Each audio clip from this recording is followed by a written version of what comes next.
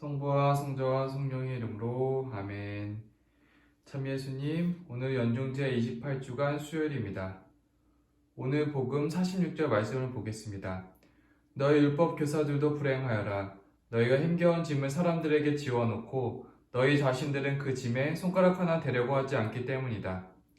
율법 교사들은 사람들에게 율법의 힘겨운 짐을 지어주었습니다. 그들은 이스라엘 백성에게 613가지 계율을 만들어 지키라고 요구했습니다. 안식일법, 정결법, 금기식품법 등의 계율은 무거운 짐이었습니다.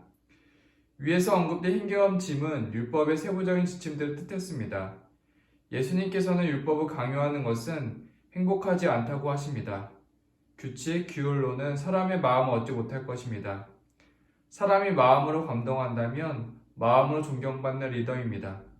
율법 교사들은 율법으로 사람들을 가르쳤고 사람들은 법을 강요하는 리더를 마음으로 따르지 못합니다.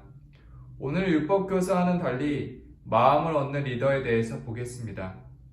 논어에서는 위정이 덕, 정치는 덕으로 해야 한다고 합니다. 리더가 가져야 할 가장 중요한 덕목 중에 하나로 덕을 꼽습니다. 덕은 형벌이나 법령과 비교하여 가장 감성적이고 인간적인 리더십입니다. 늘 덕으로 조직원들을 감동시키고 따뜻하게 어루만져야 한다는 것이 동양에서 말하는 참 리더의 모습입니다. 상대방을 법으로 강제하고 형벌로만 다스린다면 누구도 복종시킬 수 없습니다. 내면에서 우러나오는 복종은 감동뿐입니다. 감동은 법이 아니라 덕으로만 가능합니다. 강제와 법에 의한 복종은 무늬만 복종일 뿐입니다. 율법 교사는 법으로 리더십을 보여주지만 논어의 리더는 덕으로 리더십을 보여줍니다. 진정 사람의 마음을 이끄는 리더십입니다. 마음을 얻는 리더십에 대해서 더 보겠습니다.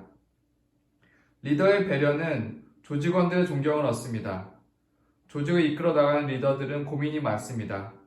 그 고민의 핵심은 어떻게 저들의 마음을 움직여 나와 같은 꿈을 꾸게 만들 것인가입니다. 제도를 바꾸고 상벌 체계를 정비하기도 하고 때로는 소리를 지르고 욕도 할 것입니다. 그러나 제도와 강압은 결코 지속적이거나 효과적이지 않습니다. 배려하고 존중하며 따뜻함으로 감싸줄 때 그들의 마음이 쉽게 움직일 것이라는 믿음이 덕의 리더십입니다.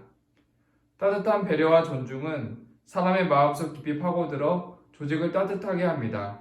덕이 있는 사람은 가까이 가면 향기가 납니다. 말하지 않지만 고개가 끄덕여지는 사람, 시키지 않았지만 내가 먼저 실천하게 만드는 사람, 덕이 있는 사람의 위대한 능력입니다. 법이 아닌 덕으로 사람의 마음을 얻을 수 있습니다. 율법교사 율법으로는 사람들의 마음을 얻지 못합니다. 율법교사와는 달리 예수님께서는 사랑의 리더십을 보여줍니다. 사실 사람의 아들은 섬김을 받으러 온 것이 아니라 섬기러 왔다고 말씀하시며 사람들을 사랑으로 대하십니다. 그리하여 많은 사람들은 율법교사들을 따르지 않고 예수님을 스승으로 따르게 됩니다. 우리의 신앙생활을 돌아봅니다. 우리는 주일미사, 본당 단체활동, 기도생활, 자선활동 등으로 신앙생활을 하고 있습니다. 우리의 신앙생활이 구원받기 위해 마지못해 따르는 것이라면 율법의 신앙일 것이고 우리를 위해 십자가에 못 박혀 돌아가신 예수님의 사랑에 응답하는 것이라면 사랑의 신앙일 것입니다. 예수님께서는 사랑의 신앙생활을 하길 바라실 것입니다. 늘 사랑으로 행동하는 신앙생활을 지향하며 지내야겠습니다. 성부와 성자와 성령의 이름으로 아멘.